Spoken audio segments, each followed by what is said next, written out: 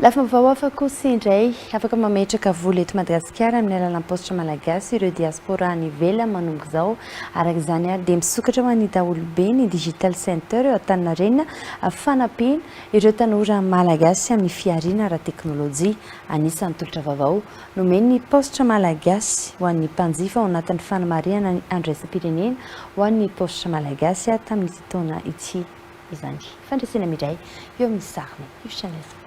Misokatra manomboka izao ny fomba fitahirizam-bola eto Madagasikara amin'ny alalan'ny postra malagasy ho an'ireo diaspora. Tolotra vaovao omeny postra malagasy ny tsinjo diaspora ho famaliana ny etaetan'ireo mpanjifa. Tsy mijanona amin'izay ihany anefa fa afaka mandray vola avy any ivelany amin'ny alalan'ny RIA sy ny postra malagasy ihany koa ny mpanjifa. Ny malagasy dia te hametraka vola aty ary mitaraina fa hoe mametraka vola aty mandeva vola aty dia hoe ino mba tehirizy ao.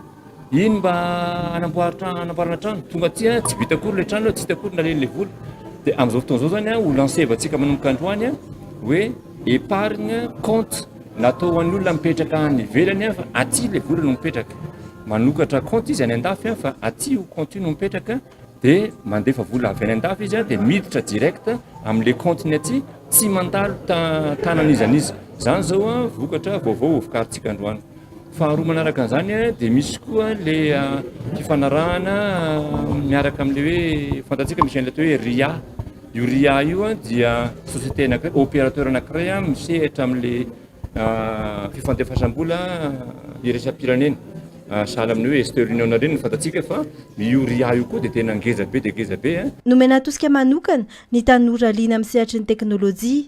Efa misokatra manomboka omaly ho an'ny daholobe ny digital center eo Antaninarenina mivoha 7 andro amin'ny 7 andro ary 420 ora amin'ny 420 ora. Izany no eritreretina hoe ahoana no ahafahantsika manampy ireo tanora malagasy amin'izany sehatry ny fiariana ara-teknôlôjia na tsy eto Madagasikara ka ilaina tokoa zany manana toerana ohatra zao ahafahan'ny tanora aty amin'ny Antananarivo aty amin'ny centre ville aty izay ahafahan'zareo zany misikatra internet ahafahan'zareo mifampiresaka ahafahan'zareo misotro kafe kely ahafahan'zareo manao travaux d'impression ahafahan'zareo mivory satria araka ny vola zao dia misy salle de réunion misokatra ho an'ny daholobe le izy na ny mpanjifa tsotra ihany koa ireo société izay mety mila toerana hiviriana aty Antaninarenina. Notolorana fankasitrahana manokana ihany koa ireo atleta tamin'ny atletisme nandray anjara tamin'ny lalao nosy andiany faraika ambin'ny folo teto Madagasikara